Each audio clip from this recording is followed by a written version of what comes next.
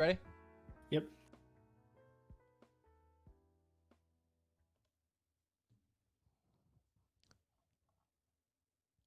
Welcome to episode 298 of the Centering Esports podcast presented by Alt.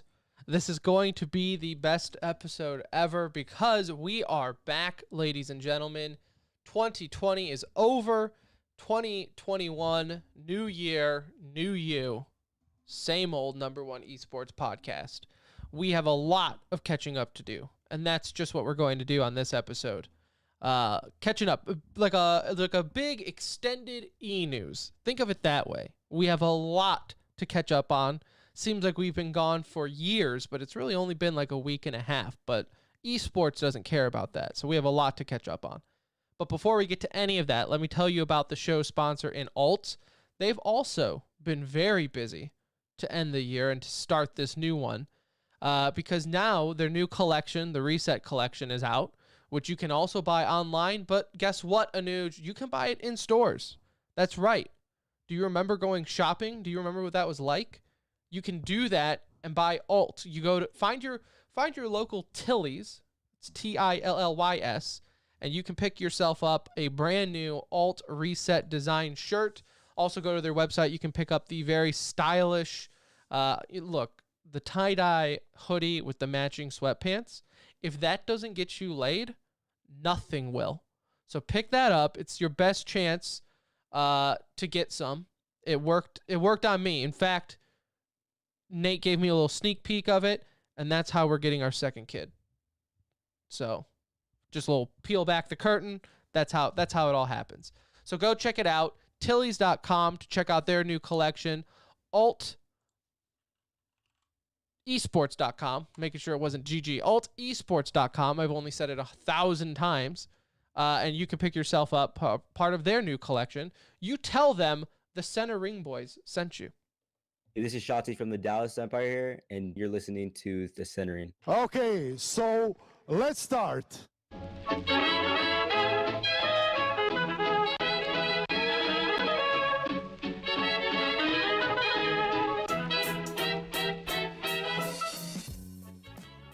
Hello, everybody.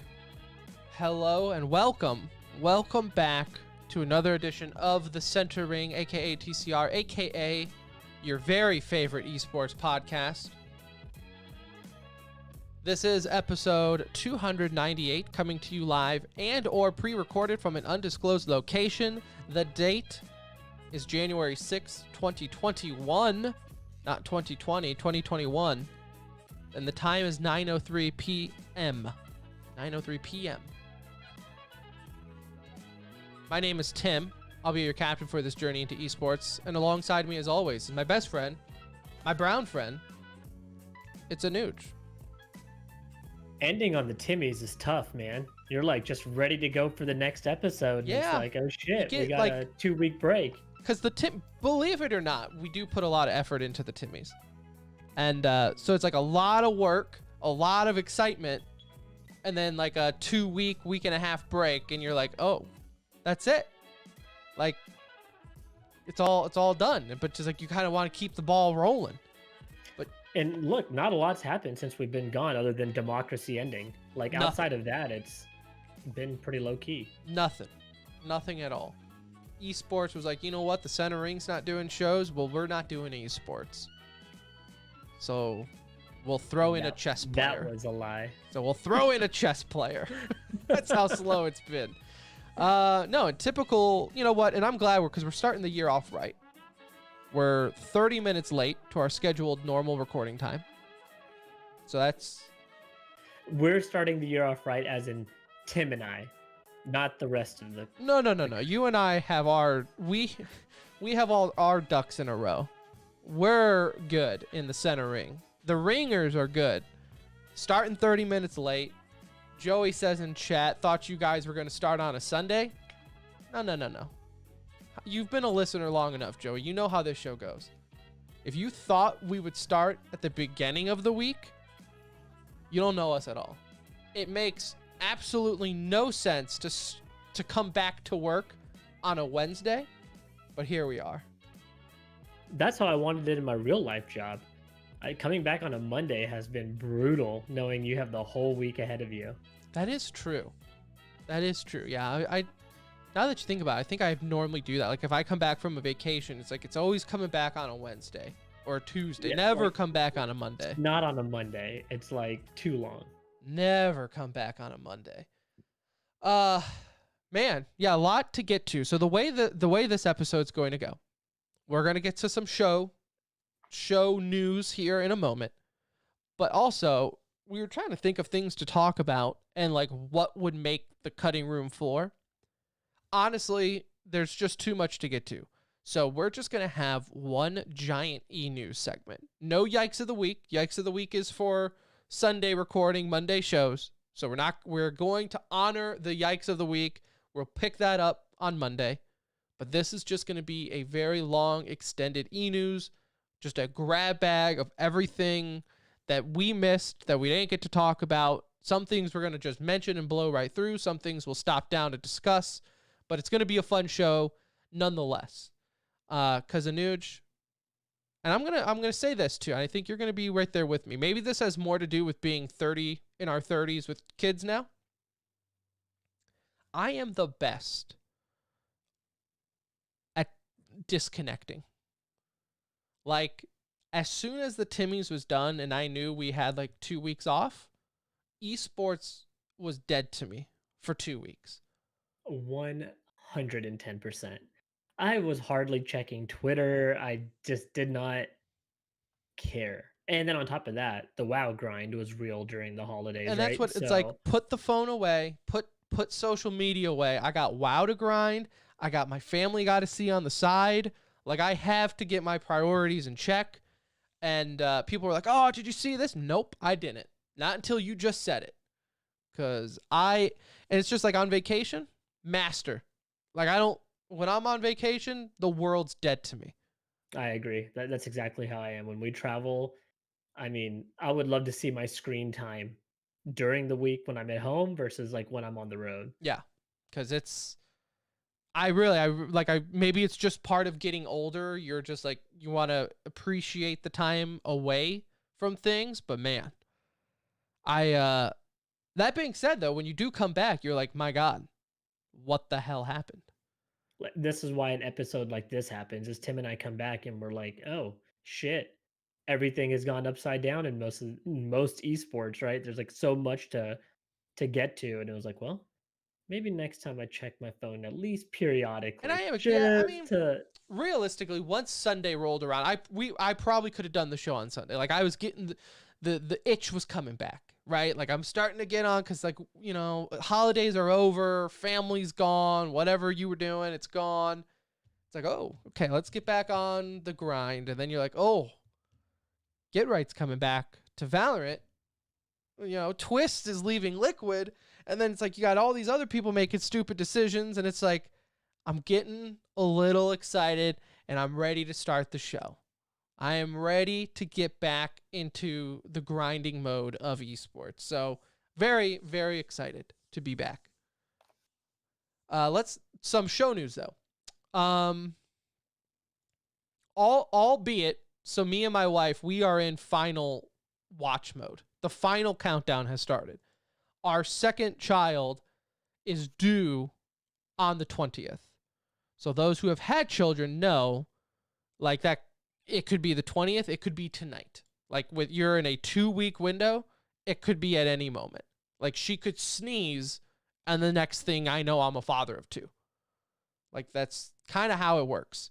I'm not a doctor, but that's in short how it works. So, with all things considered, our episode 300 will be next Wednesday, in 1 week. Yeah. So, the 13th. We have a big guest lined up. No spoilers, but he likes the color green. So, no spoilers. Big guest for episode 300. I promised I would get him, and I did. So, episode 300, big guest. After that, Anuj, I know we were discussing about doing a community night. Yeah. So, We can do it that night because I've taken off work for the next week after that because I'm a big brain thinker and I'm like, you know what? I'm gonna need a week to. Is that a Wednesday? Yes. Like a community night for me probably needs to be either on a weekend Okay. night You're or back if at it's work. gonna be if it's gonna be a weekday, then it's Okay. gotta be on a non-show day. Yeah. If you're back at work, then you want to just do it that weekend?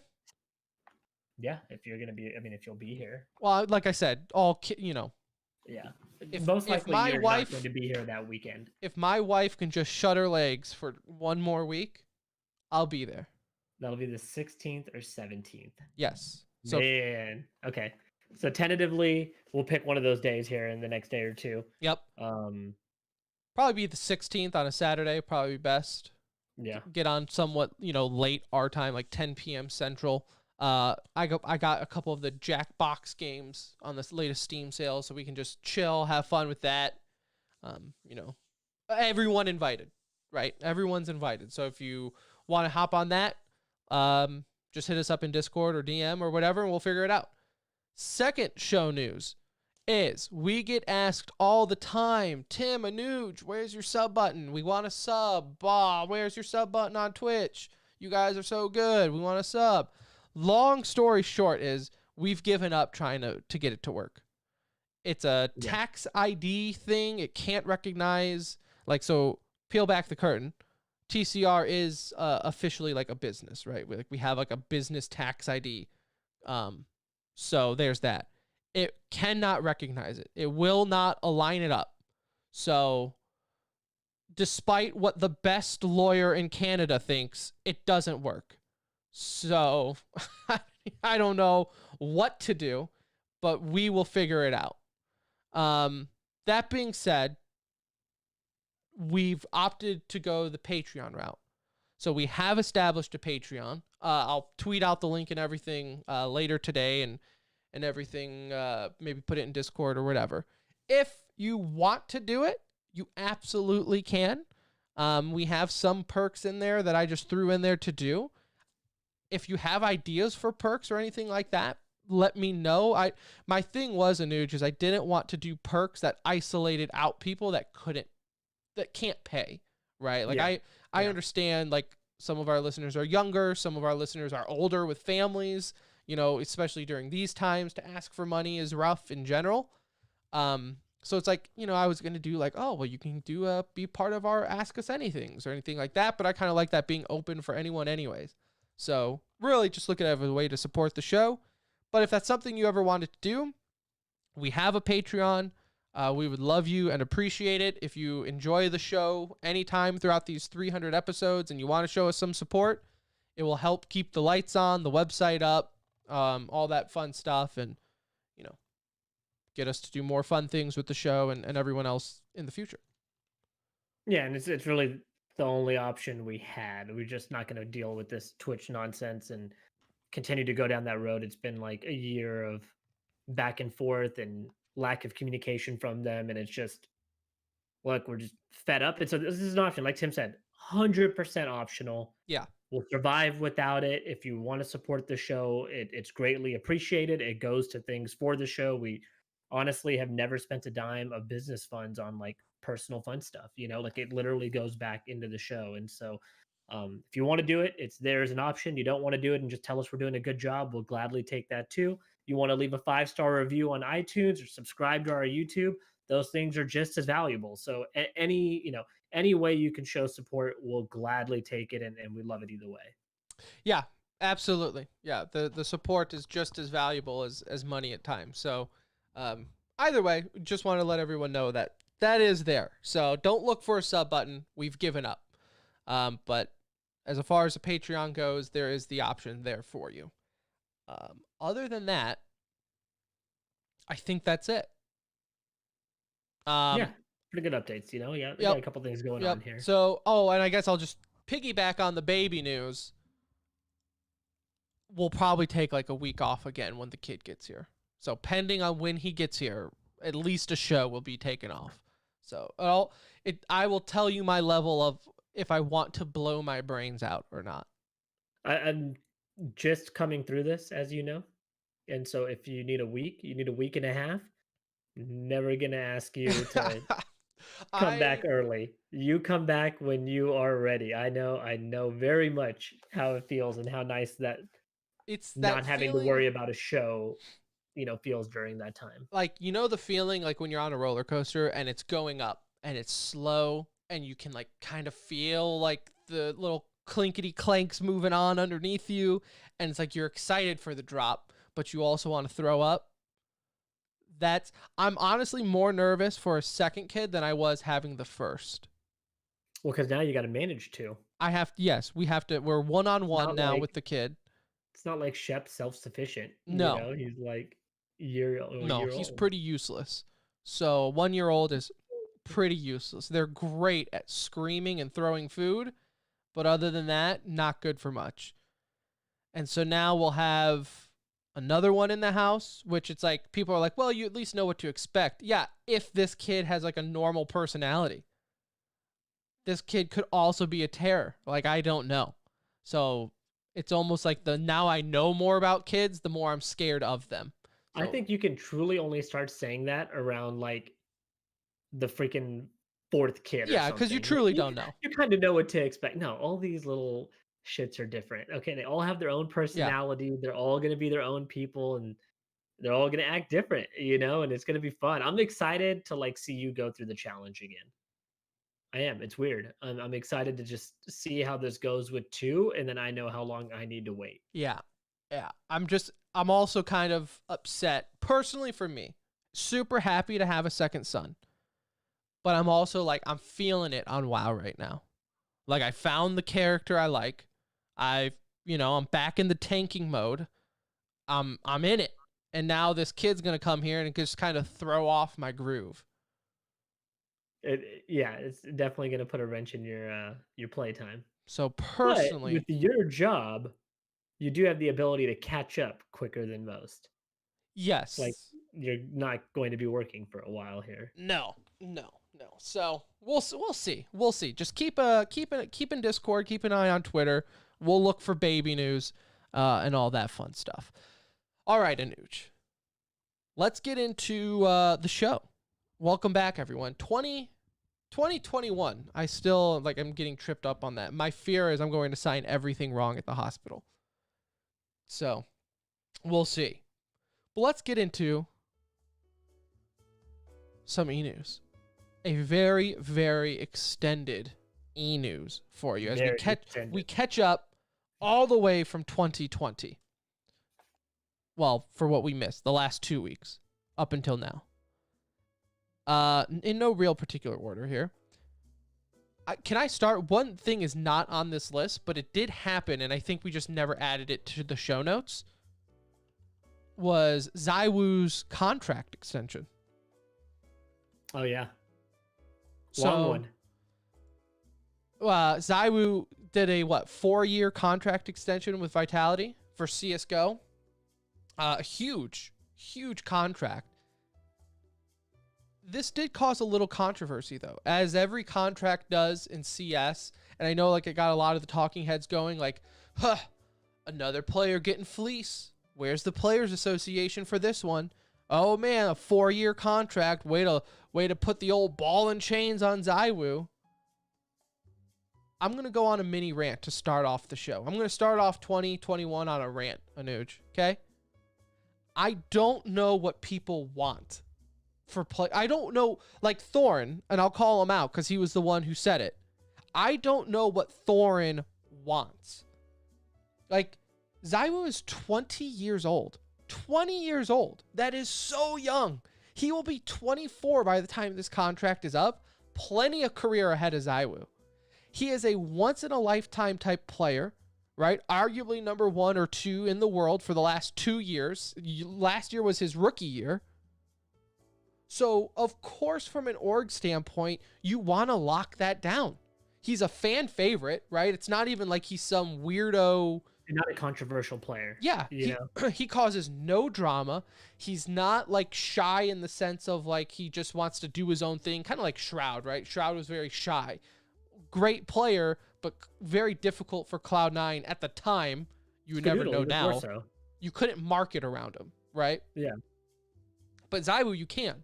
So from an org standpoint, 4 years makes sense. From a player standpoint, you do want some security. I don't think it is possible for esports and these orgs and players to continue on. Now, in some scenes and some players and orgs at certain levels, sure, I understand the year contract, the year-to-year contract. But when you're a once-in-a-lifetime player on your org that's been performing well, it's not like you're locking them into a shitty situation, right? Like, again, he's the number 1-2 player on a number 1 or 2 team at any given moment. So doesn't a 4-year contract seem, to make sense? Anybody that's making fun of this, I just feel like is just honestly not thinking straight. I mean, it's a stupid argument to make against him. You mentioned several things here, right? So let's just break that down. The 4-year contract. Well, we know long-term contracts in esports ultimately don't mean a ton until there's guaranteed money, right? Guaranteed money is what matters. In his case, it's probably not like a front-loaded contract where he gets 75% in the first year and a half.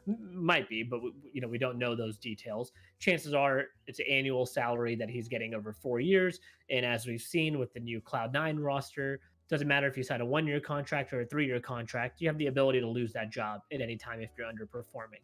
So from the org standpoint, it makes sense, right? Like, let's lock him in. If we can get him for 4 years and he's willing to do that, awesome. If he's good and performs up to the metrics that his salary is at, great. We have ourselves an amazing player for the next 4 years. And from ZywOo's standpoint, look, if they're willing to pay him a shit ton of money and they're giving you job security in a world full of insecurity right now, right? Like when it comes to your job, everybody's kind of a little bit on edge with COVID. You don't know what your company's doing or how they're doing. Like, it's good security for him too. And so I don't see a loser in this situation. As you mentioned, Vitality has consistently been a top team. So he doesn't have to worry about them not trying. Now, he's a big part of why they're consistently a top team, but they also have other great players around him, right? It's not that act like Vitality is ZywOo and nobody else. Like, it's not a bunch of no names around him. So I see this as a win-win for the org, for the player. I think longer term contracts are great. I mean, again, those don't mean too much until we start talking about guarantees, beyond your year-to-year salary. So then, anybody complaining about it, I feel like is just salty or bitter in some way. Because even then, like, you look at the guys from Furia, right? We all laughed at their long-term deals when they signed, what was it, like a 5-year contract after they won DreamHack Dallas, that one, or at least performed well. I don't think they won DreamHack Dallas, but they did well. That around that time they were performing well, signed that 5-year contract, and overall, I would say they're probably, the players and the org are happy with that deal still to this day. 2 years after the fact, like, are they number one in the world? Best Brazilian org. Exactly. They're the highest rated North American, or one of the highest rated North American teams, right? Like in top 3 consistently. Yeah, that's been a win. I don't know what kind of salaries they got. It's got to be a lot different than like what a ZywOo's salary is. But well, of course, even for those guys, chances are where they're coming from, it's going to be great to have some long-term stability for anybody, right? I just think we have to shake this stigma that just because it's a long-term contract is a bad contract. Now, there are bad contracts that are long-term, of like 100%. But I just think when a once-in-a-lifetime player who just turned 20, by the way, he turned 20 in November. Like, he's a baby. Yeah, like I don't think it's a safe one. And I also think, I'm going to ask people, like, which one do you want? It's either, well, you can't sign a long-term contract in esports because you just never know what's going to happen. Well, are you saying that from an org standpoint or from a player standpoint, right? And then if you're like, well, it's just, you don't know if the game's going to die. Well, you keep telling me that Counter-Strike is breaking its own player base record every month on Steam and isn't going anywhere and has nothing to fear about dying. So wouldn't a 4-year contract be a safe contract for Counter-Strike? Now, if all of a sudden he switches to Valorant and signs a 4-year contract, sure, I get your argument. But like, Counter-Strike's been around for 20 years. I don't think it's going anywhere to where you have to worry about a 4-year contract. I mean, even if it's a new game, he's going to move over to the new game. It's not like he's stuck and won't be able to perform. Half of the pros that everybody is aware of from the beginning of CSGO were all 1.6 legends, right? Yeah. Like, it works. That's just how the game is. Yep. So there's that ZywOo with his 4-year contract. People need to chill out. Other thing that's happened recently is Twist. Don't tell me NACS isn't dying. Twist steps down from Liquid and is looking for an opportunity with an EU team. On side note, rumor is Fallen might be joining or at least trying out for Liquid. Yeah, Twist leaving was a massive surprise. I mean, he's still a young star on a very good team, right? Underperformed this past year, but he's obviously looking. This to me is like a player going from the MLS to Premier League. They're looking to take that jump. They want better competition. He wants to improve, and that's probably not going to happen playing against former Chaos in a scrim every other week. You know, like it's just unlikely that Triumph and the Whalers and things like that are going to be teams that's going to elevate Twist's game. For Liquid, huge hit. You're not going to be able to replace him right now. Like, unless you bring in EU talent, it's really not going to happen. There's nobody in NA that I think is at his level that's not currently on that roster, right? Like you could say, oh, Elige is almost, might be as good, if not better, or a Stewie or somebody like that, but they have them, right? And you're not taking somebody from NRG or Evil Genius as well. And so I don't NRG. know what Liquid does Either to one. Fill that hole. Yeah, I don't know. I'm with you. Like Liquid kind of seems in this goofy spot where, they lost Nitro, now they lost Twist. They are still kind of the most appealing team for an NA player, but as we've mentioned 1,000 times in the past, what NA player are you going for that Liquid feels is on Liquid's level, right? Yeah. Like there's not a whole lot of them left. Like they're already working in Grim, right? And that's still a project. Like Grim wasn't expected to come in and be a superstar. He was coming in to fill a hole, right? Fill a void and a player that you could groom. So like if you bring in another player at Grim's level, there's no way this team is competing for championships. Like it's just not going to happen. Not to knock on Grim. It's just this is a veteran team in a game where it's veteran teams that are winning, right? Like these are like very good experienced teams. So I would think you would want to add an experienced player versus, bringing in a young NA talent that you think might be good in a year or two. Well, and who's to say too, like if you do try to pick up a new, like say Tarek is all of a sudden dropped from EG, right? Who's to say he wants to go to Liquid? Who's to say he doesn't want to move over to Valorant and look for a team there or a roster in Valorant, right? He streams it quite often. So I could easily see something like that, right? Liquid is in a... Look, I think you could almost say the same thing about we've said about NACS. You can now just throw in Liquid. Replace NA and now put Liquid. Because Liquid is in the same situation that all NACS is in. And it's where do you go when you have an empty roster spot? Who are you looking at? Are you now looking at... You almost have to just look at free agents at this point, like FPL free agents, and just go for like top of the league type shit and top of the league players to try and look for to hopefully get that next Stewie. This is why we've said it a number of times that it really feels like NACS is dying because one player departs the scene and it's who the hell are they going to get type situation. There is not a list of names that you're ready to like jump on right away. Like you have to put thought into it.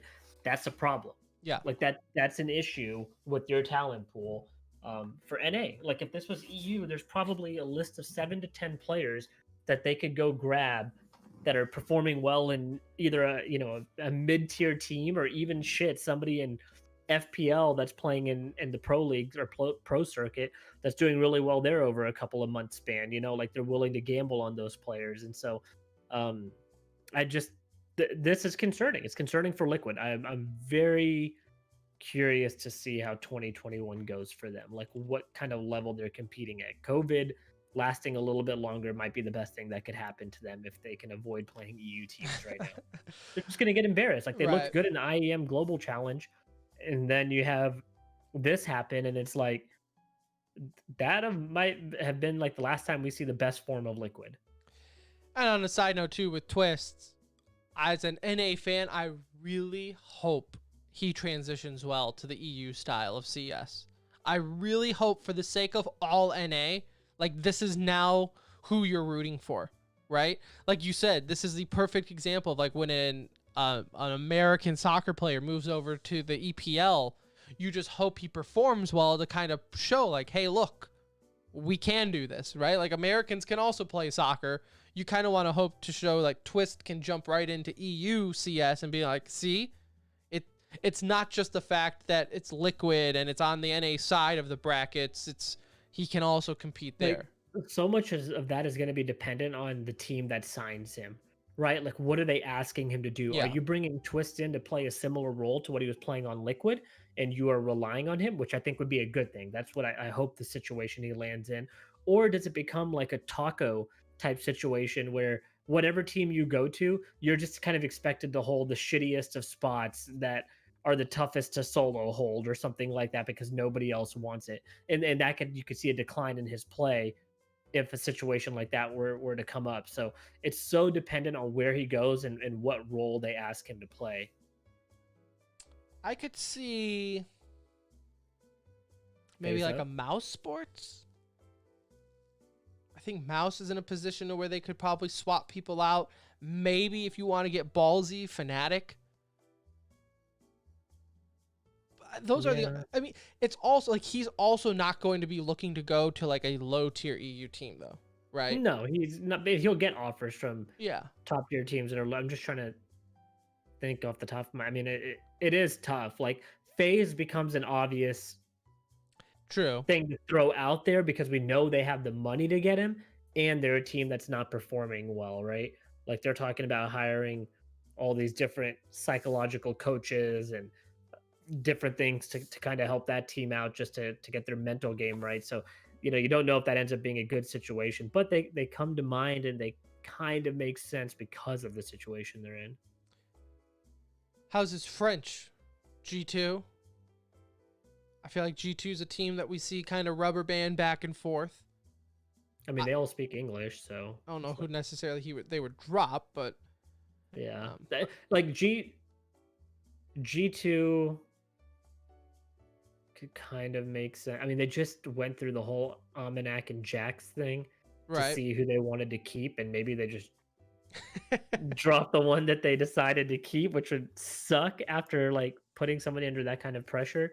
A team like Vitality is obviously out of the question considering they're running an active 6-man roster with a 6th man, by the way, Navera, Scream's brother, who could also probably go join any EU team at this point. He could join any NA team right now if he wanted to, most likely. But yeah, like it just interesting decision by Twist. I get it. Like he wants to take that next step in his career, but a devastating blow for Liquid. Like really is. Speaking of blows, Cloud9, the Colossal? Is that the nickname Colossus. they gave themselves? Colossus? The Colossus. Off to a somewhat of a rough start, I guess. You're not really much of a Colossus if you're already making roster moves, as they benched Woxic and dropped their head coach, mainly just due to differences in play style between him and Alex, which is the IGL. So, understandable. I've heard is like very demanding and like wants things a certain way. Not in a bad way. It's just right. That's his style of coaching. And Alex wanted more he wanted to run his style of play, and they clashed. You would think they would figure that out before with discussions between those two. Like that's pretty pivotal in my mind. It's a little weird that took place. Woxic being benched, this has got to be like because of him as an individual. We've heard rumors that he is a toxic player.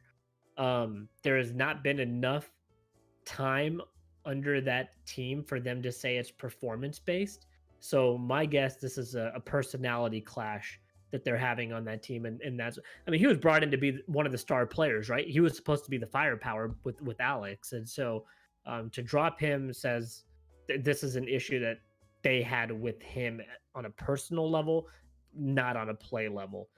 This is a disaster, though. They're looking at Zeppa, a replacement from Cloud9 or from former Chaos, to join Cloud9. He's a good player. I don't know how, when we talk about swapping these two, like how different they are in terms of level of play, but like Woxic's been around the block before. You kind of know what you're getting a little bit more. So to me, this is a disaster start for the Colossus, and I'm not even going to reference them that way unless it's like out of a meme at this point. Oh, I think it's we, always a meme. I think the- Cloud9, don't worry, Cloud9 has solidified themselves as always a meme. Look, if you're Alex and you start looking around and all of a sudden you see your teammates are like Floppy and Zeppa, like no offense to them, but like that's a tough pill to swallow when you thought you were probably going to have more star power around you, right? You have that other young player from that British player, and I'm drawing a blank on his name right now. Like it's a bunch of. I mean, I guess in reality they could get Twist now, right? Yeah, like that's going to happen. There's no chance. They like, have the money. Cloud9 has the money. 0% chance. And people love Henry G. So maybe he can convince them, but we'll see. We'll see. This is becoming more of a meme faster and faster. Like, I mean, I get the love for Henry G, and I understand why we all love him, right? Like, there's a statement he needs to make with this roster, and we're gonna have to give it a little bit of time. I don't think it's gonna be a great start to 2021 for Cloud9, though. I just don't see how they pull it off. Not a great start for MIBR as they lose 4 of their members after negotiations fell through for new contracts. Lucas won, VSM, and Kogu couldn't get new contracts, and then Leo's loan ended up expiring from Sharks. Don't sleep on the Sharks. So that only leaves, what's his name? The same guy that they've had the whole... I'll kill you. What's his name? I just drew a blank on his freaking name, dude. Pull up that MIBR roster. I'll pull it up right now. KNG. KNG, yes, thank you. That leaves them with just KNG, which see, Anuj, the issue is there is when you said it, trying to use "I kill you" as a way to identify a Brazilian player, that doesn't really sum it down. Like it doesn't narrow it down enough for me. Everyone in Gall's chat. No, yeah, this sucks. I mean, it sucks for them because I felt like they were playing pretty decent at the end of the year with this new lineup. At the same time, it probably wasn't a lineup that, if they were, depending on what they were asking for, was worthy of like a tier 1 type contract. And so, you know, we'll see what they do. If they're trying to stay Brazilian, this is again going to be a very this is tough part situation. of the issue with the Brazilian scene, and I think is kind of something no one's brought up, the fact that it's been such a filtered system, right? Brazilian CS has now just become a recycle, wheel of the same players going through these teams. And so all of them, for the most part, have had that taste of tier 1 Counter-Strike, pumping those tires, pumping up that ego, thinking, hey, I need top tier pay. I need top tier talent. Don't you remember? I played on MIBR 4 years ago, right? I've been to the top. I've seen it. And now I want that type of money again, when in reality, it's like, yeah, but you've also played for, gaming for like the last year, or you've played on the Sharks, no offense. I love the Sharks. I love the Sharks, but it's like, so I think like this Brazilian scene has kind of come to this weird spot where the players are, I don't want to say big-headed, but they're big-headed. Players. You got a lot of recycled players at this point. And so, look, they went from negotiating a contract to get them a salary to like being unemployed. So that's also a tough pill to swallow, and one that they'll have to live with that decision, since they couldn't come to an agreement. So it is what it is. But now you have MIBR with 1 player on the team. So switching gears to Valorant, a lot to get to, lots of going on for Valorant in our timeout. This happened right around Christmas, like right after we did the Timmies. I'm only going to bring this up so we can kind of talk our opinions on the drama, but the Pittsburgh Knights hosted their Nights Before Christmas Valorant event, and didn't go so hot. Anuj. As if we recall, Critical, who's a player for Built by Gamers, was accused by Time In, which of course is Ninja's team, of cheating after Built by Gamers beat Time In. Long story short, it was reviewed by the tournament organizers and James, friend of the show, James O'Connor, that, okay, it looks suspicious enough, we're going to have them forfeit, and then Time In will move on. Well, then through a handful of backlash and public outrage and things like that, and a second opinion came in saying, you know what? Not enough evidence. They're back in. Time in, you lose, right? This all kind of just went into where Built by Gamers ended up forfeiting their next match anyways out of the tournament, and it was all for none anyways. This is a really bad look, and I like James a lot. Like, we've had him on the show and we've known him for years now. A really bad decision. I think he understands that now, but like the redo of the decision happened after like a lot of backlash, so he's not going to get any credit for like reversing the decision, because you don't know if like that's how he truly felt or did he do it because of the backlash. But the initial decision, like, look, this is why you can't ban somebody on accusations, right? Like, you got to have hard proof that somebody is cheating. Like, if I watched a demo, I would think half the pros are cheating because they're so freaking Right. good. Like, that's just the way it is. And so, especially when you can like see the wall hack that we see as a spectator, sometimes like it can look really funny because they're lined up with somebody through a wall, but it's like they don't know that they're just holding particular angles, right? Common angles for them. So terrible decision by the Knights in this case. Like, it was I'm glad they overturned it. It looked very favorable for Ninja, and like this was a Ninja move, and this is why they did it, and that's probably a part of it.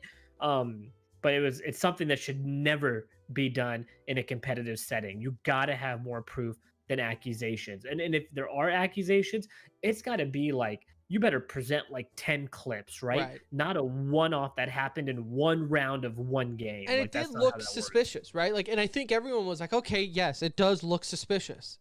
Again, like you said, if it happened more than once, but all it was Critical just checking his angles, and it just so happened to be like right when he snapped to an angle, his crosshair was also over a dude's head, but through the wall on like the other side coming into mid, right? Yeah. So like, I understand how it looks suspicious. However, like you said, you cannot ban a team off of that, especially in the, like, I guess it's like, we always say like, well, why did it take so long for someone to do this or that? Well, this is probably one of those times where you probably should have taken a little bit to look at it. We didn't need that. Like, the games were over for the night, right? Players are playing it at home. It's not like they got to worry about travel. You could have been like, guys, we're just going to review this over the night. We're going to talk to the players. We're going to see what's going on. Because you do have to, and I know some people are like, so what, just because they accuse them, you're going to review it? Well, yeah, no, you absolutely have to do that. We live in a world, especially with online tournaments, if there is any type of accusation thrown by a team in the event that another team is cheating, you 100% have to review it. Yeah. Like, I don't care if it's Ninja saying it. I don't care if it's, Joe Schmo from No Name Team in, First Strike. Like, you have to review them, because that's where Counter-Strike has proven why, right? You just don't have to make that decision. You should review it. Right. And even if you have to wait till after the tournament to make your decision, and let's say it is like he is cheating, trust me, he's going to get penalized enough outside of your tournament, right? He's going to get banned everywhere. It's just the timing of the decision, mid-tournament, at night, in between games. Like, it just was a terrible move. I mean, I couldn't disagree more with what they did, but they reversed it. All things are good. But the backlash, will kind of linger there around a growing org. I don't want to hear from people where they're like, this is because the Pittsburgh Knights would have played time in, or they would have played Built by Gamers, so they wanted to forfeit them and get them out of the tournament so they didn't have to play them. I don't believe that for a second. No one is afraid of playing Built by Gamers. They're a good team, but not a team that you're willing to rig an event for to not play against. Especially when you saw Time In beat like FaZe, and they've like played. It's not like they're Time In a just got done team. Beating FaZe a week before. Like, I'm pretty sure them and Built by Gamers are on equal levels as far as who you would rather play or not. So, and then people also love to bring up conflict of interest. Like, well, did you guys know that the Pittsburgh Knights are also in this tournament and it's their tournament? Yeah, bud. Welcome to like the first 6 months of Valorant tournaments. Like, where was this when FaZe hosted an entire tournament? Where was this when Cloud9 or Complexity is about to host a tournament? Like, all these orgs are hosting their own tournaments that they're in. No one gives a shit until now, right? Until it comes up that maybe it was because of this.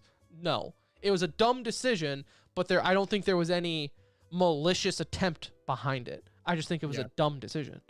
Yeah, that's really what it was. Which is possible. Next, you can have a dumb decision and nothing, sneaky. I think these next few we can probably run through because this will end up being a 4.5-hour show at the pace we're going right now. So I'm going to run through a couple of these. We have a lot to catch up. Yeah, we got a lot to catch up on. So I'm going to run through some of this Valorant stuff. We will have a little discussion as we get closer to the end here. Okay, so maybe we'll talk about some of these roster changes and stuff that are taking place, and then we could do a general just few minute chat on the rosters themselves. But Nerd Street Gamers is presenting the Valorant Winter Championship. There'll be a 25K prize pool. I don't have the teams in front of me, but I know there's a lot of big teams involved. I think that starts like relatively soon. Yes, probably. Feels like it should with a name like the Winter Championship. January 13th. Yep. So there you go. 7 days next week. Team Liquid Episode trials 300. Jugi. Sorry? Episode 300. Perfect. Gives us something to talk about after our special guest. Team Liquid trials Jugi for their Valorant roster. For those of you that don't know who Jugi is a former Counter-Strike player. He was most recently on the #1 ranked team as a 7th man, kind of filling in for people that were out, injured, sick, whatever, needed time off, mental rest. But he was playing on Astralis as an opper. He will now be trialing on Liquid, and that'll be an interesting pickup if they go that route, because there are a lot of talented players playing Valorant right now that they could take, right? Jugi has never really played Valorant outside of maybe for fun at his house, so could be an interesting decision there. Mamba Mode Gaming, we just had the coach on the show not too long ago. They have disbanded due to the owners. Raccoons. Sorry? We did not have Mamba Mode's coach on. We had. Raccoons. You know what? They're all in that same little circle, though, right? Like, all of those teams are all. To be fair, I thought Mamba Mode was like a orgless org. I was unaware this was a real org. Yeah, I know. I think a lot of us were a little surprised, right? Mamba Mode, I thought it was like a tribute to Kobe Bryant. That's 100% what I thought it was. Yeah, like there's just like a bunch of kids that were throwing a tribute to Kobe, which, hey, I appreciate it. Maybe that's where the name came from, so I appreciate that too.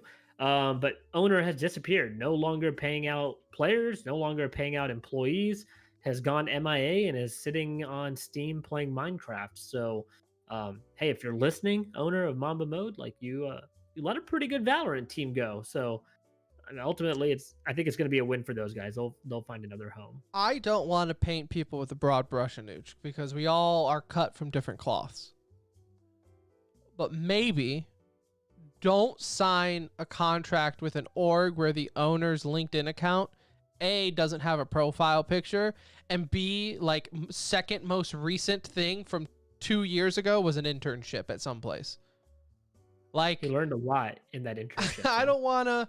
Hey, we all come from somewhere. We all got to start somewhere. I am not that person to be like, you need 10 years of experience to be a cashier. I'm not that guy. But maybe this time you maybe should not have trusted that org.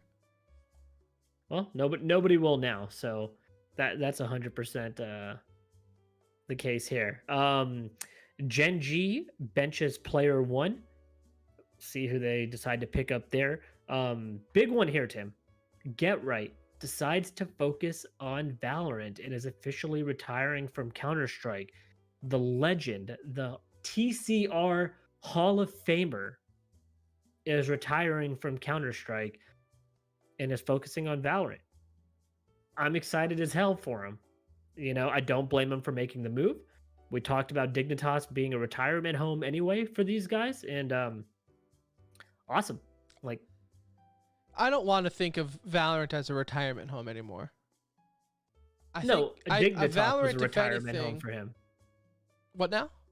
Dignitas was the retirement. Yeah, Dignitas was the nail in the coffin for Counter-Strike. He stopped playing Counter-Strike long before signing with Dignitas. I would think Valorant now is like that fat chick that got hot to a lot of these players. Like, it first started and a lot of these Counter-Strike pros were like, I'm not touching that. You think I'm going to go play Valorant? No, I'm Counter-Strike ride till I die. And now they're like, oh, you looking pretty good, Valorant. Haven't seen you in a while. Well, what are these skins? What are these tournaments? What are these teams now? Looking pretty good. So I think their Valorant is doing just fine. And more the merry, right? You get these names in here. Awesome. Hopefully, it's Get gonna Right can be turn it around.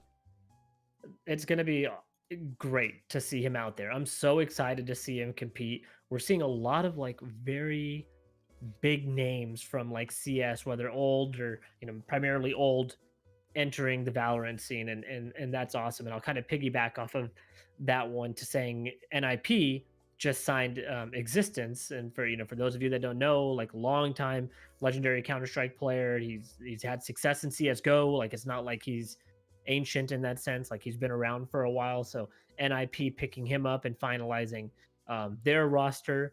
NRG also finalizes their roster by signing Infinite, former CS:GO player, and Shanks, who we may have mentioned on our last episode before the Timmies, but they finalized their roster with Infinite and Shanks. Same thing with David P. We may have mentioned this in our last episode again before the Timmies, but they G2 benched David P. They're close to signing Zeke. He's a former player from Null Pinky.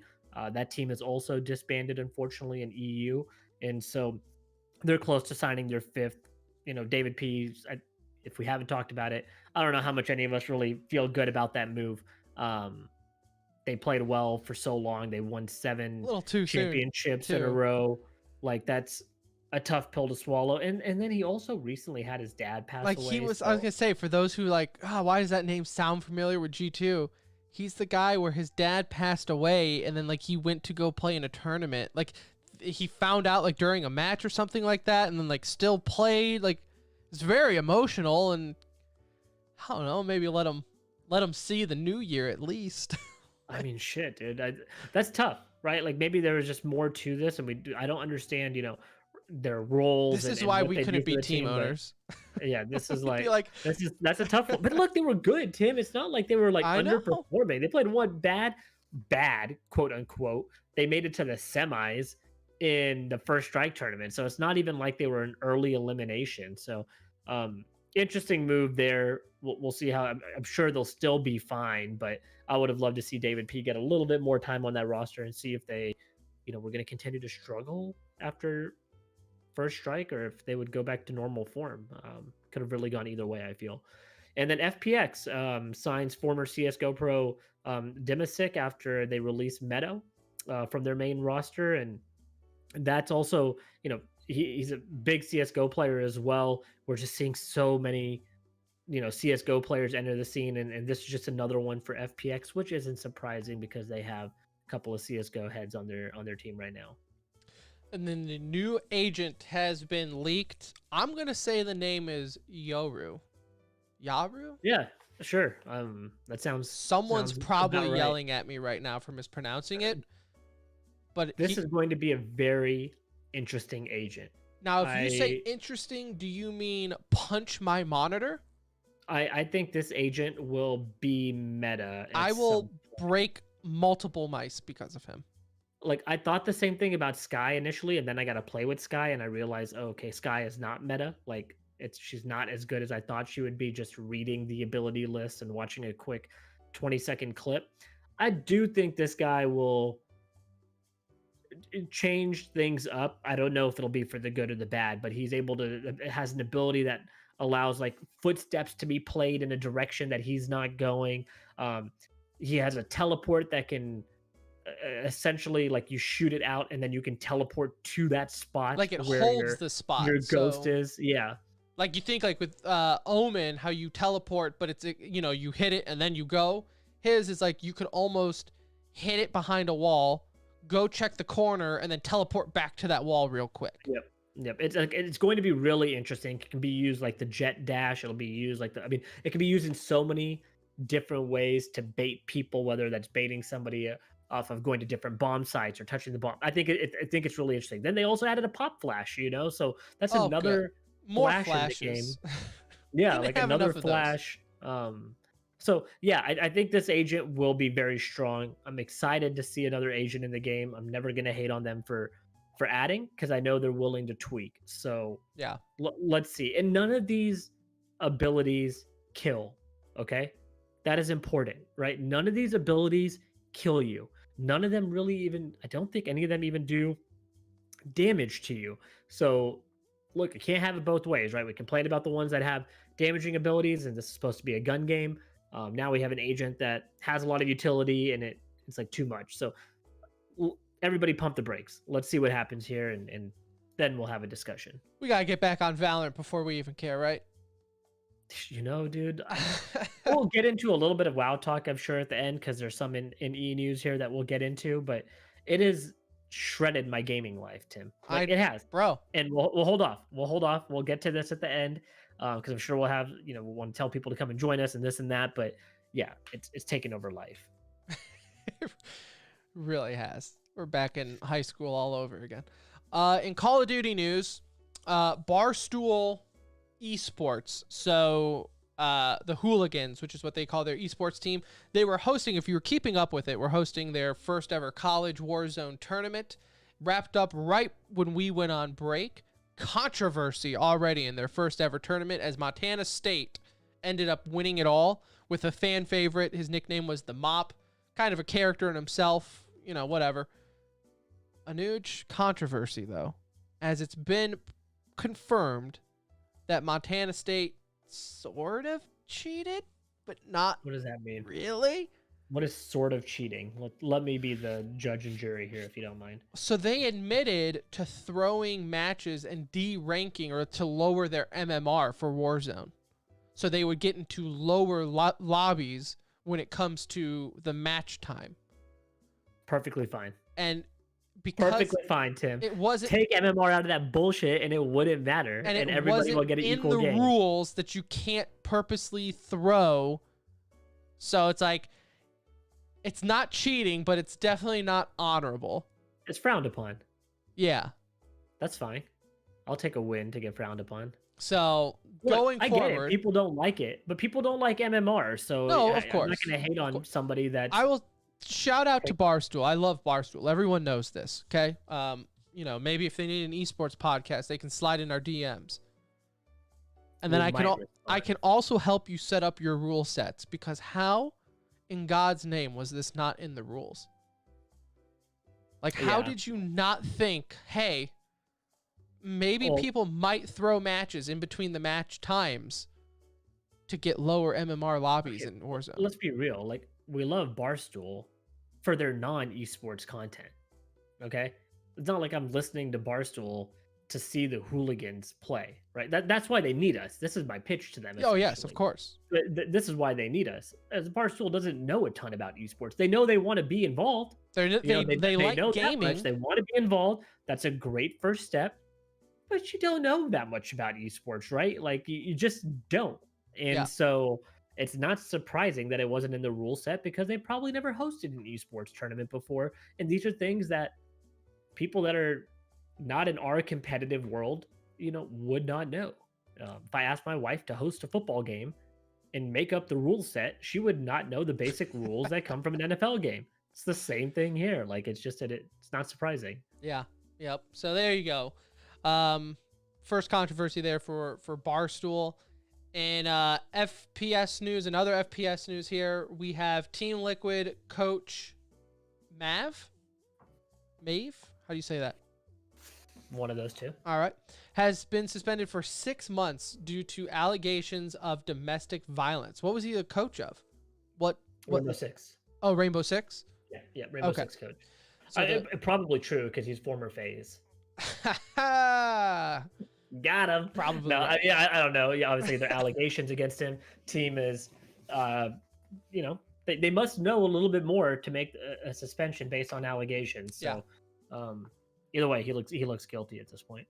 Worst League of Legends player in the world, which is a fact, Faker, donated $27,500, $27,500 to COVID prevention funds. The way you wrote that had me questioning if that was like 27 million, and I was like, how much money does Mofo have? So what's funny is Korean, the way the title was is hold on.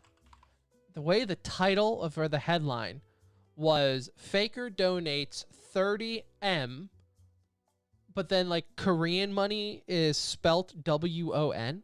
I guess won. I don't know how you'd say it. And when I first read that, I was like, 30 million? Like what? And then I mean, don't get me wrong, 27,500 is still a shit ton of money and good for him. I'm surprised he even has that much money given how much he sucks at League of Legends. But you mentioned how it was wordly written. When I read the headline, I almost died thinking he just donated all of his money. But good. I mean, or he makes a lot more than we think he makes. That's probably more what it is. Probably just goes to show how much money he makes. But good for Faker. And he's donated in the past before. Like, he's just a very giving person. So good dude. Good dude. Terrible League of Legends player, but good guy nonetheless. Dota team Newbie has been officially banned from Valve events. So this I could have sworn was old news, but when it broke like last week, everyone was acting like it was new. So I guess maybe I'm wrong here. But I guess it was Valve is now officially banning them, where before it was just TOs. But Newbie, Chinese team, last year was busted for throwing matches. And big deal, really, because Newbie was like one of the best Chinese teams, former TI champion. Like this team has a legacy in Dota. Like if you read the Dota history books, they are in it. And now they are lifetime banned for throwing matches. Incredible. It would be that is like massive news if we cared about League of Legends. Like we could make a topic off of Dota. This. It's how much you don't care. Exactly. You know, that's like my point made. You know, it's unfortunate because like this is a huge story. Like, yeah, for like if you're a fan of Dota, this is rocking your world right now, especially if you're a Chinese fan of Dota. Huge, massive. If you're Tim and a Nuge, host of the Center Ring, E-News. You get tossed into E-News. In Battle Royale news, Cloud9 released Vivid and Chap less than 6 months after signing them. Due from the duo from Team Liquid. Vivid announced retirement shortly after, but I think there is a chance he competes. Like that is a really odd move from Cloud9. It's kind of like effed up, honestly, because they left what I consider a pretty lucrative offer from Liquid that they were, you know, Liquid's on a small org. They were getting a good salary. They were one of the best duos. And then, you know, 6 months later, you're cut. Your whole tenure on that team was in a COVID-ridden world. And boom, like it's done like that. So they said they did not meet performance metrics. That's what Jack tweeted out, owner of C9. I don't know what you can meet within 6 months in a Fortnite calendar. I mean, the only thing, so it's funny because we'll hold that thought. We'll revisit that thought in a later part of E-News because there's actually something I wanted to bring up. Bet you they wish they signed 4-year contracts.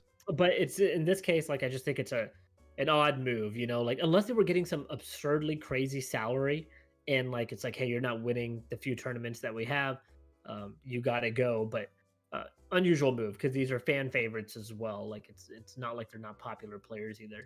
Making salary space for Twist. Gonna happen. In a tweet, T. Martin proves that he is still a douche. As right around Christmas time, someone tweets at him saying, hey, thanks for losing me CSGO skins. And T. Martin responds, maybe you shouldn't have bet what you weren't willing to lose. Merry Christmas. Ooh, douche. Rigged setup. Douche. T. Martin was part of the whole FaZe Clan, Josh OG, who's the other guy? Phantom Lord, the British dude, Syndicate, yeah. All these guys, not together, but all of these guys individually helped to contribute like fucking the CSGO scene. And they did it with pleasure, and they had no problem doing it. They had no problem scamming people. They had no problem lying about affiliations. They all didn't do all of those things, but they were all involved in different parts of this. T. Martin was part of it. I didn't need him to tweet to tell me he was still a douche. I kind of already thought that. I just assumed. You're T. Martin. I assume you're a douche all the time. Yeah. Yeah, no, I would agree with that. So yeah, he doesn't need to pop back at anybody, right? I get it. Like he doesn't like to see hate come his way. Nobody does, but you did what you did, and you're going to receive that from this particular community, unfortunately. So better off just shutting his mouth and not saying a word and disappearing from our scene. Hopefully, I would for love to get any of those guys on the show to talk about it. yeah, I'm sure they would love to come. Just be honest. It's amazing how so many people in the esports world who love to throw stones at people often just forget about that. Just so many people bring up so many nitpicky things. You know, the Counter-Strike Players Association is the devil and needs to be destroyed. But all this scamming stuff that they got completely away with, no big deal. Yeah, Mo is still buddy with like half the CS:GO community who always streams with him and plays with Right. him, and gives Josh him OG still recognition plays that- with half the same people on Twitch. And I'm like, yeah. don't, like Anuj, I love you. But if all of a sudden it came out that you were like running this scamming ring that scammed a bunch of people out of money, it would probably be a little awkward to do the show with you. Unless I gave you a cut. That is completely different. Yeah. I would cut you in for sure if I was scamming kids out of money. That's like different. I would want you to be a part of that with me. If I was a part of it, then different story. Yeah, don't worry. I would bring you in as you would be the talent. Then we're in. Discord receives $100 million investment after being evaluated for $7 billion, 7 with a B, dollars. That's also the number of updates that we'll have to do this year on Discord. So that is got him. That is a crazy number. Got like, good for them. I hope the money goes to good use. That is that's fantastic. I mean, shit, $100 million, like that is nothing. But you know what, Anuj? Not getting your service. Not getting your service. I'm paying Mumble my $14 a year. For that service. You are keeping that one poor Mumble employee still in his concrete closet. I'm pretty sure they like celebrate and pop bottles every time I renew. Like that one employee is just wishing you would stop paying so he could just die in peace, and they're like, no, you are staying here until the last person doesn't pay. Big announcement. I did tell the guys recently that this is our last year of Mumble. Last year? Well, I'm in a subscription. So Okay. like I'm gonna wait for it to run out, but I'm not gonna renew. All right. Because you save a ton for doing a yearly renewal. Okay. Like we play games year round. So Yeah. I mean it's like literally 50% off for We're just moving over to Discord. Yeah, I was like, I think it's time. We just need to move to Discord, and even though it's only $20, it's like, it's nothing in that sense. It's just Why? everybody else is on there. Why are we doing this now? Like we had a reason years ago when we did it. Discord was like new and in beta, and it had issues. Still can have some issues, but overall, Discord's fairly flawless. Well, so good. But they can get in the TCR Discord. Yeah. Where are we at? Envy ends up signing 2 chess players, sisters, in fact, Alexandra and Andre. Is that how I'm saying that? Am I saying those names right? Yeah, I am Alexandra the worst and at Andrea. reading names. Alexandra and I'm assuming Andrea Botez. Andrea? Both incredible chess players. This new way this happened also while we were gone, guys. Okay, so not only did the democracy fall, chess became an esport, and Twitch actually permanently bans a female streamer. Like all 3 of these things happened while Tim and I is gone. All 3 of these things we would have told you in a million years would not happen. With this one, I kind of understand chess being an esport. It's an online league that's taken place this whole year. I see the rebuttal for it too, but it is a game that's easily playable online. Yeah. It doesn't require like any physical I will still ability. make the argument until I'm dead in my grave that it's not an esport, though. It's just the only. It's online, yes. But, and I mean, like, because Evil Geniuses has a chess player. I think Liquid, Cloud9, they have chess players. TSM has one as well. Yeah, even before it just went to, the online play. Chess has gotten popular this year, mainly because of the Netflix show and everything there. Fun fact, Anuj, did you know I used to play chess competitively? What is competitively? Like, I would go to tournaments to play chess. Does that surprise you? It does, yes. Yeah. You seem more of a checkers or a Connect Four kind of guy. Oh no. Chess and Go. I would play in tournaments. But that being said, it's not an esport. Just because you play on, like, if our only standard for esport is, well, it's online, it's on a computer. Well, it's a sport that's being played. But fundamentally, it is 99.99% the same exact thing as if it's not on a computer. And I'm doing this for, you might think I'm gatekeeping esports. I am keeping esports away from chess because chess does not need esports. Chess is in such a unique situation where the reason I think people are conflicted here is it because it's one of the only traditional sports that can make the move over to esports, right? But we accepted iRacing.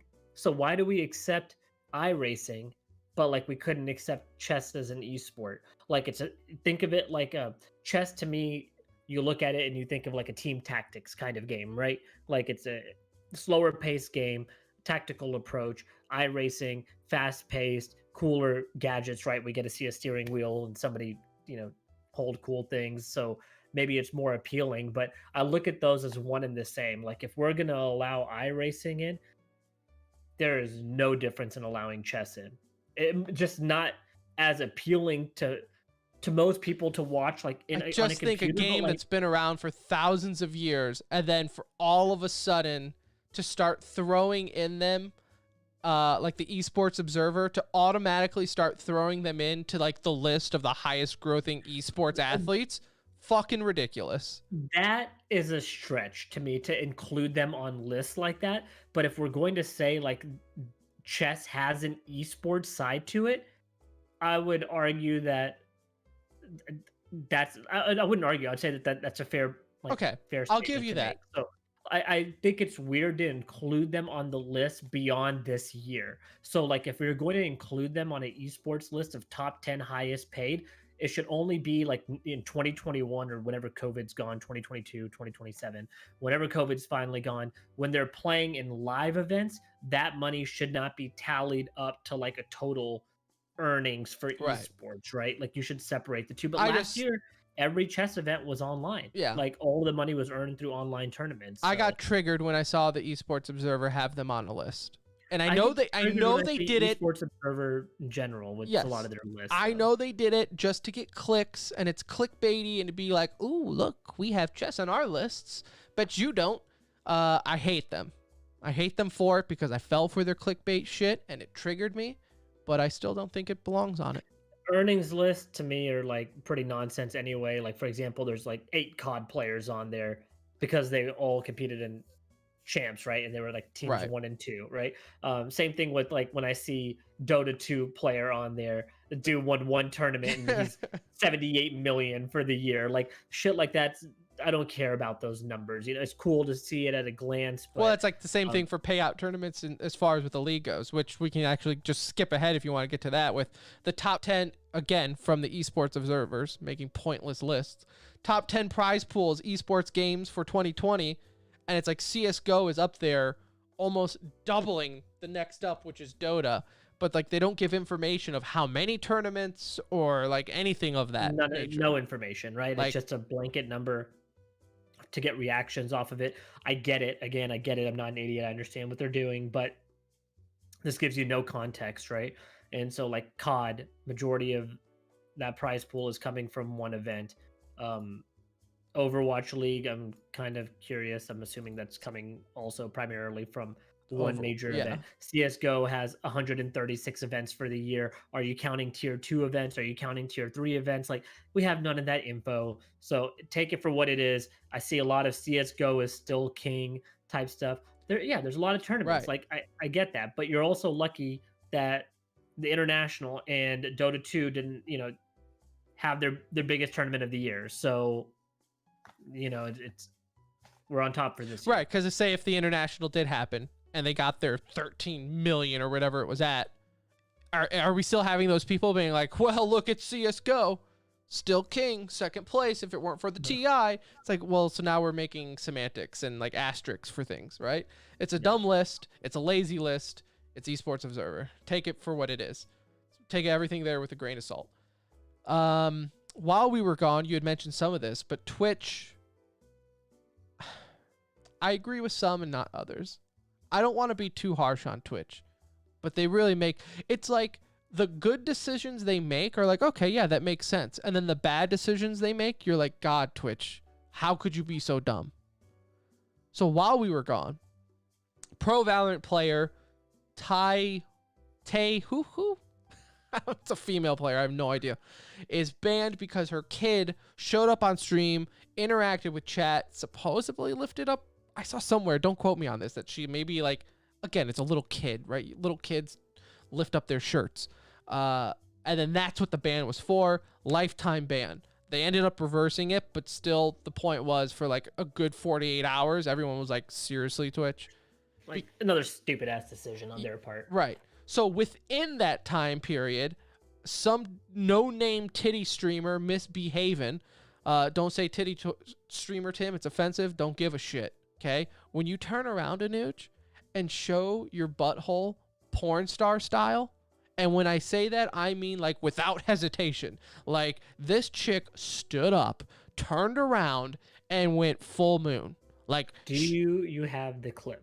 for research for the show, I did look at it.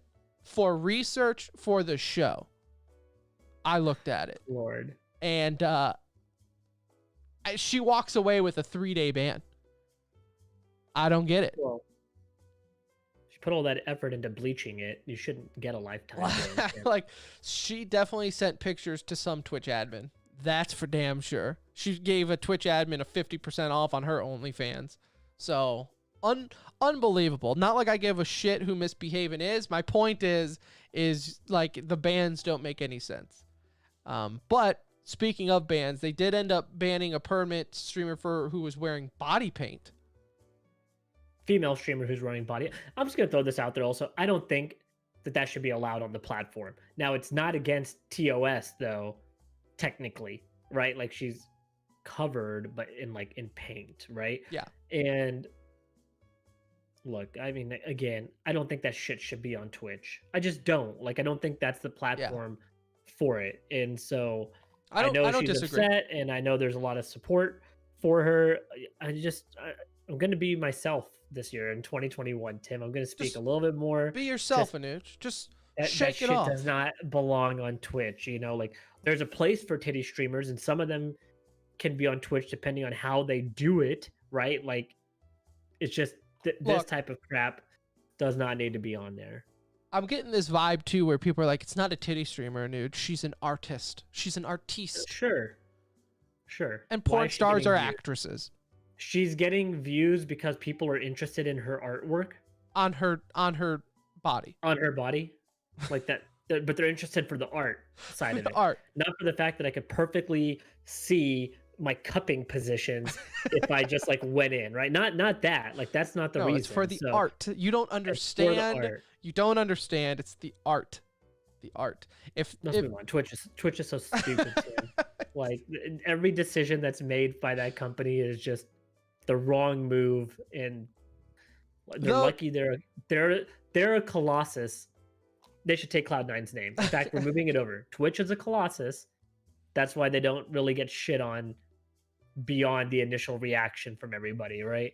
They are removing the PogChamp emote though, and it's mainly because the guy behind the emote tweeted out something supporting violence, especially with what's going on today at the Capitol building. So they were like, yeah, we can't have that. So removing the emote, I agree with them on that, you know. That one is a good move. And they did say like, hey, we're going to work with the community and creators to figure out an emote to replace it, but have the same vibe, right? So maybe it still should be an Asian guy. out of respect. Out of respect. Out of respect for, and as an Asian yourself. Yeah. You aren't really represented. Maybe it should be like an Indian, like Indian Asian. Give me your best Pog face. Perfect. Twitch, clip it, right there. Don't clip that. don't clip Right that. there. That's your best. There's your replacement for Pog face right there. Indian representation, Asian representation. Love it. Need it. Where were we? Twitch. Oh, Dignitas rebrands. to its old branding. So they went from the little alien boy as Dignitas, went to the owl soccer looking emblem. That's what it always reminded me of, like a soccer team, to Dig. And now they're back to alien boy Dignitas. Like, is there a word for that? Like, is rebrand still the word when you rebrand to your old brand? Unbranded? They unbranded? I don't know. I like it though. I always liked the weird alien looking thing that no one really knew what it was. To me, that Yeah, for most of these, I like the old school logos better. I Yeah. very rarely like. I think NRG is one of the few that probably had a good rebrand. Yeah. Yeah, and I know like we made fun of NRG's rebranding when they did it, but looking back, like it's much better than what they Way had. better. Well, because the way they presented it was also like It's very like a cheesy. rainbow colored, and no knock on like this is not an LGBT thing here at all. I just didn't like the way they did the color scheme initially when they threw it out there, and but now like the solid white look, like It looks good. it's clean. Like NRG's logo is clean looking. Looks good. WoW Arena World Championship returns January 15th. The Mythic Dungeon Invitational, or International, excuse me, returns January 22nd. So just coming up here in a couple weeks. Be competing in both of those actually. So Yeah. I mean, we'll compete. I don't know. What's your definition of compete? I'm gonna be online at the same time playing WoW with they are. Well, we will show up. We just won't make it on stream. Maybe, you know, timing issues and things like Yeah. that. But We're on the yeah. B stream if you can find that. We'll be on the stream that's on Mixer. They're actually showing our matches on Mixer. So go there and find it. I'm excited. You know, like you said, we've been on the WoW grind and Nuge since Shadowlands came out. Hard. Yeah. Hard. Every single night we are on WoW. We've made alts. Try to mix it up. You went back to your rogue. You went back to your first love. I ditched my hunter because I was bored with the hunter. Switched to Death Knight. Loving tanking again. So You won't believe this, but I got a message about 15 minutes ago saying that my buddy has a 12 key that they want to take me on. So after the show, I'm going to go run a 12. And that is a big win for the week. So it's been a lot of fun. WoW Very has been nice. a ton of fun. We're starting to hit high gear scores. We're competitive. I'm still catching up. So if you're a listener and you want to play, I'm like 175, somewhere around there.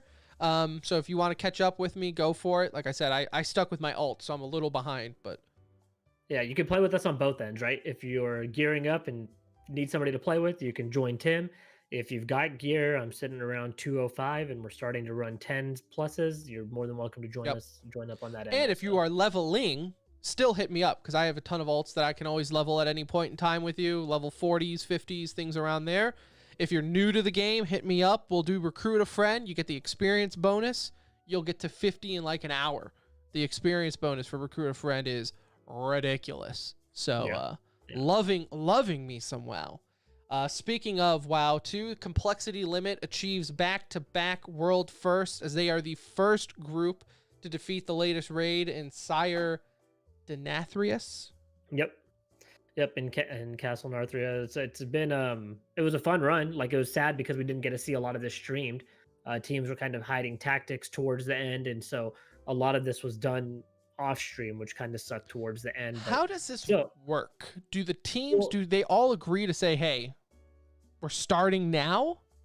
No, well, so WoW decides that by releasing the raid. Right, So right. But like, WoW waits a few weeks before they release the raid, and then once Mythic Raid goes live, it's free game. Like, whoever can get to the finish line first. If one team wanted to pull 24 hours and yeah, you could. I mean, most of them are probably playing for 12 plus hours a day in that dungeon, you know, in that raid. So it is a lot of work. Like, you talk about a grind, that is a big grind.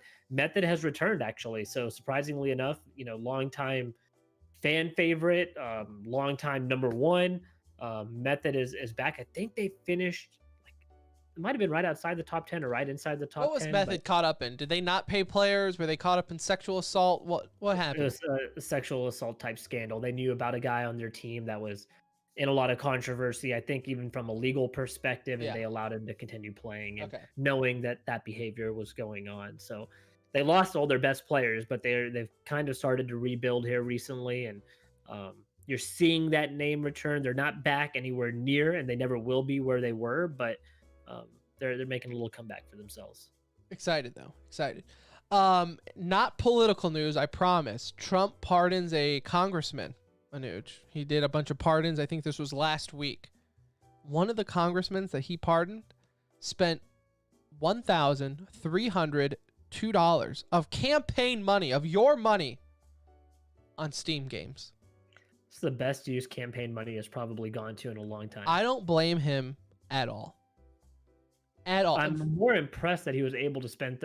I'm assuming he bought like their VR headset or some nonsense online through it. How the hell do you spend $1,300 on video games? Maybe he like bought all of Washington D.C. Among Us or something. Like hours and hours of clicking buy and check out if you're trying to spend $1,300 on like video games on Steam. So my guess is he bought some hardware. It's either off that of Steam. or he bought like one FGC and all of its DLC. That's Like he bought Mortal Kombat and all the downloadable content for Mortal Kombat, and that equals 1,300. So I very impressed to spend $1,300. Yeah, exactly. Canada in chat says, "Man's never heard of a Steam sale." Unbelievable, unbelievable. But there you go. Politicians, Anuj, they're just like us. They're just gonna take the money that they definitely should not spend on video games and spend it on video games. PC Gamer, the website, announced their game of the year. This would have been Yikes of the Week, by the way. Their game of the year, Death Stranding. Now, I know this isn't esports related, but this still jumped out at me that Death Stranding won PC Gamer's game of the year. I didn't play the game, so it's hard for me to like sit here and knock on it, but I felt like I watched enough streams of this because I was pretty hyped for the release. It looked boring as shit. Well, it's like a dude port walking from a around with- PlayStation game. It's not even like a PC game. It's a port over. Oh yeah, that's right. Oh, that's even worse. I didn't even think about Right. that. It was a PS4 exclusive that they ported over to PC after the fact. You know, either way, it didn't deserve Game of the Year in my opinion. Just watching it, but All I mean, graphics, no gameplay, according to Harmonic in chat. Boy, that editor sounds must have exciting. just really loved him some Death Stranding. You thought dude you walking thought around the with Timmys was a 25 joke of boxes award on his show. back and a ladder, so Just- very very boring to watch. Yep. So unfortunate by PC Gamer there. Shout out to Jacob Wolf, friend of the show. We've met him at multiple events throughout the years. Recently, of course, got laid off at ESPN along with many others. Ends up finding new work. He is back with Dot Esports as their chief reporter. So congratulations to Jacob Wolf for getting back on the horse. Now you can get that well-deserved sleep. Who looks more tired all the time, Jacob Wolf or Bolts? Oh, Bolts for sure. Bolts looks like he's dying, not tired. There's a difference. Bolts is like halfway dead. Where is Bolts right now? Is he still? It might be. Might want to be careful how bad we talk about him. Let's see here. Bolts CS:GO. Former MIBR, I mean, he's still a Brazilian, but he is on Boom Esports. There you go. So, not quite top tier, but again, goes back to our point where Brazilian CS is such a recycled scene. Bolts now, who was like #1 roster at one point in time for Brazil, is now playing on Bolts Esports. Bolts with a Z, which is never a good sign. No. When never. your esports team is like written like a gaming word, never a good sign. Never. Like we made fun of one like a couple weeks ago. I can't remember. it was Salt. Extra Gaming salt. or something. Extra Yeah. salt GG. Not a good sign. Do not No. sign. If your No. org is, and if you're listening and your org is like that, you need to a rebrand right now. Change that Z to an S. You're good. You're good. Yeah, Bolts was he's only 23. Kid looks like a vampire. Yeah, it looks like he's dying. Steam reached 25 million concurrent users for the first time ever. That's a lot of people. It's a lot of people, dude. A lot of people. Counter-Strike was still #1. Dota's Which is still crazy. high up on the list despite people not really talking about it as much. So a lot of people, Steam is doing well. Also, though, I do agree, like people are saying, like it helps that like a lot of games have turned into free to play. Helps that a lot of people are staying home.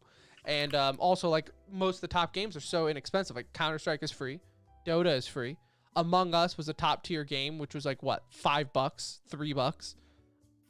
Like, yeah, I mean, look, 25 million, crazy number, but this year it kind of makes sense that they would break some numbers like that, right? Like there's probably more gamers now than ever before because of the amount of time people are spending at home. And I have friends who were ride or die console gamers are now building PCs because they're like, you know, we've kind of seen all these things flying around now for the PC.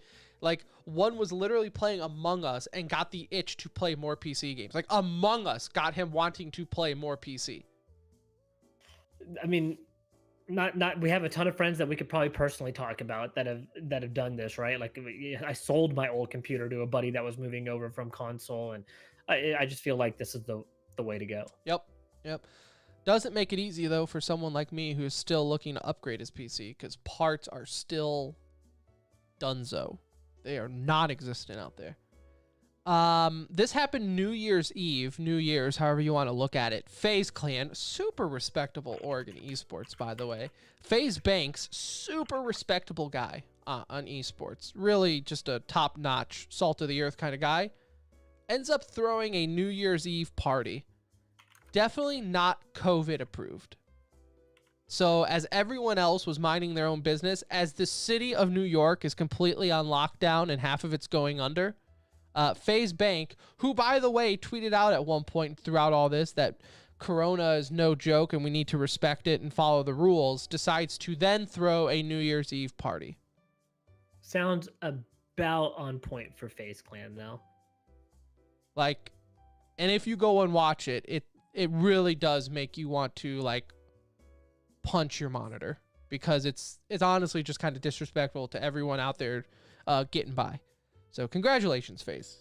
And they're not the only ones doing it, unfortunately, but maybe already an early nominee for Yikes of the Year. Congratulations. It's only January. First show of the year. You already might have gotten Yikes of the Year. Yeah. Poor guys. I feel bad. And also, hate to end the show on sad news, but let's not make it sad. Let's make it happy, honorable news, Anuj. As the gaming community lost a good one due to COVID, speaking of, Jared Nandon. For those who might not recognize that name, you've definitely seen the picture. He is the cosplayer from BlizzCon a few years back that cosplayed the World of Warcraft South Park guy. Like perfectly. Like the guy on his computer and he's got the wrist guard on and everything. Just look up World of Warcraft South Park cosplay. You will see this guy. Very sad news. He did end up passing away due to complications from COVID. But obviously just a big TCR stay hard to Jared Nandon. What I mean, almost in the WoW world as like a Leroy Jenkins himself. Like he was kind of a legend when he walked out in that cosplay. It was awesome to see. It's sad to hear what's happened, and like many others, you know, a lot of people are suffering, and so that sucks. Stay hard. Stay hard, Jared, indeed. All right. Well, that will do it. Everyone is caught up now from the last 2 weeks. Longest e-news ever, Tim. I loved it. We got a lot out of it. We got a lot done in a short amount of time. Hopefully you enjoyed it. I know I did. I enjoyed being back, Anuj. It was good to be back and talk esports 100%, with you. 100%. We will be back Sunday. Normal programming is ensued. Unless Yikes will be back. Well, Yikes of the Week will be back. Normal show. Albeit my wife doesn't have our child. And you know what? I refuse to let that affect the show. I will do the show from the hospital if I have to. Yeah, Tim, I don't want to be one of those podcasts that starts a show and then right when you start, you just go on vacation. Though it's very esportsy of us if we start a podcast and then just quit a couple episodes in. That'd be the way to do it. Maybe just do one episode every 3 months or so. That's like a normal thing for esports podcasts, it seems. We will be back though. Patreon, remember we do have a Patreon now, so if you want to support the show, if you have the extra funds and whatever, we will love you and appreciate you forever. But we'll be back at the Centering on Twitter. Join our Discord, all that fun stuff. We'll be back on Sunday night. Talk some more esports goodness. For Anuj, I'm Tim. Love you. See ya.